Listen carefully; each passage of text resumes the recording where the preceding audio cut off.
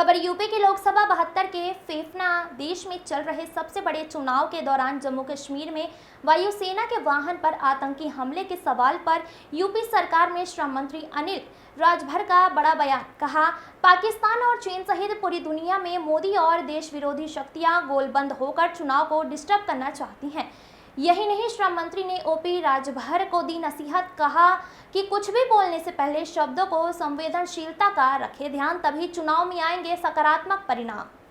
पूरी दुनिया का सबसे बड़ी पार्टी के साथ उनका गठबंधन है, समन्वय बनाकर चले। यूपी सरकार के मंत्री अनिल राजभर ने सुलहदेव भारतीय जनता पार्टी के अध्यक्ष और यूपी सरकार के मंत्री ओम प्रकाश राजभर को दी नसीहत। अनिल राजभर ने कहा कि ओम प्रकाश राजभर जी कुछ भी बोलने से पहले शब्दों की संवेदनशीलता का ध्यान रखें, अधीर ना होवे। आज भारतीय जनता पार्टी दुनिया की सबसे बड़ी पार्टी है और उस पार्टी से उनका गठबंधन है, तो हम लोग सामंजस्य बनाकर चले तो चुनाव में उनका सकारात्मक परिणाम होगा। देश के सबसे बड़े चुनाव के समय जम्मू कश्मीर में हो रहे आतंकवादी हमले को लेकर अनिल राजभर ने कहा कि भारत विरोधी जो शक्तियां हैं, मोदी जी की विरोधी जो शक्तियां हैं दुनिया के अंदर, वो सब गोलबंद होकर भारत के चुनाव को डिस्टर्ब करने का प्रयास कर रहे हैं। दुनिया को पता है कि अगर भारत में भाजपा की तीसरी बार सरकार बन गई है और मोदी जी फिर से प्रधानमंत्री बन गए तो भारत का मुकाबला दुनिया में कोई नहीं कर सकता। इस बात का भय दुनिया के अंदर है और ये उसी का परिणाम है। हमारी एजेंसियां निपट रही हैं, कोई दिक्कत नहीं है।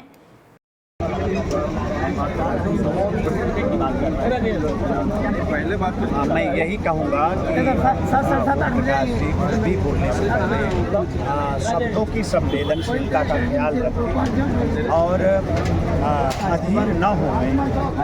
आज भारतीय जनता पार्टी दुनिया की सबसे बड़ी राजनीतिक पार्टी है और उसके साथ आपका गठबंधन है, तो हम सब लोग सामंजस्य बनाकर एक सामूहिक प्रयास के दृष्टि से हम लोग चुनाव के मैदान में आगे जाएंगे तो उसका ज़्यादा सकारात्मक परिणाम आएगा। मेरा ऐसा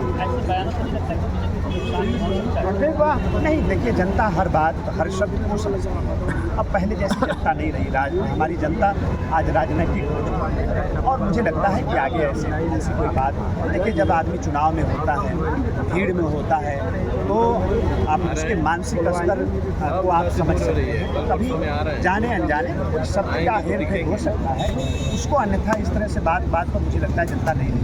आकाश आनंद की तरफ से FIR दर्ज हुई, उसके बाद बिल्कुल होना चाहिए। उनकी दावत को कई रैलियां रद्द हो गई और उनके बिना कारण बताए सारी रैलियां रद्द हुई। क्या लगता है कि अभी तो नहीं, वो उनकी नेता ने रद्द किया है, उनकी पार्टी ने रद्द किया है। FIR बीजेपी ने कराया था। नहीं, आप हम क्यों FIR कराएंगे? आप चुनाव आयोग का खुला दरबार है। अगर कोई आपत्तिजनक भाषा का कोई प्रयोग करता है, समाज में कोई ऐसी हम बात कहते हैं जिससे समाज का अमन चैन खराब होता है, तो ये कहने का किसी को अधिकार नहीं है। अगर हमारे खिलाफ कुछ बोलेंगे, हमारे किसी नेता को आप लक्षित करके कोई अपशब्द कहेंगे, तो चुनाव आयोग में शिकायत करना हमारा कर्तव्य है, हमारा काम है, हमारा अधिकार है। उसके तहत हम जाएंगे, चुनाव आयोग फैसला करेंगे। अंतिम सवाल सर, जम्मू कश्मीर में पूरे देश भर में चुनाव चल रहा है और जम्मू कश्मीर में इस समय जो है वायुसेना के वाहन पर हमले हो रहे हैं, चुनाव के वक्त में आतंकी हमला हो रहा है।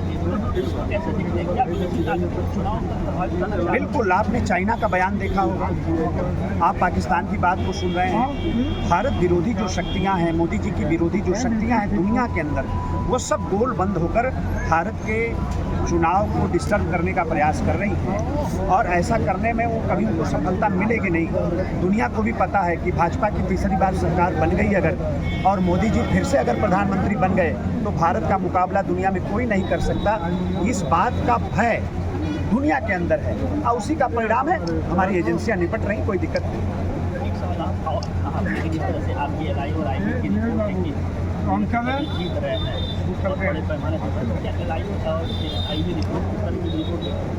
मैं ये कहना चाहता हूँ कि पूरे उत्तर प्रदेश की 5 बड़ी जीतों में माननीय नीरज शेखर जी की जीत होगी। पूर्वांचल में माननीय मोदी जी के बाद सबसे बड़ी जीत नीरज शेखर जी की होगी। ठीक।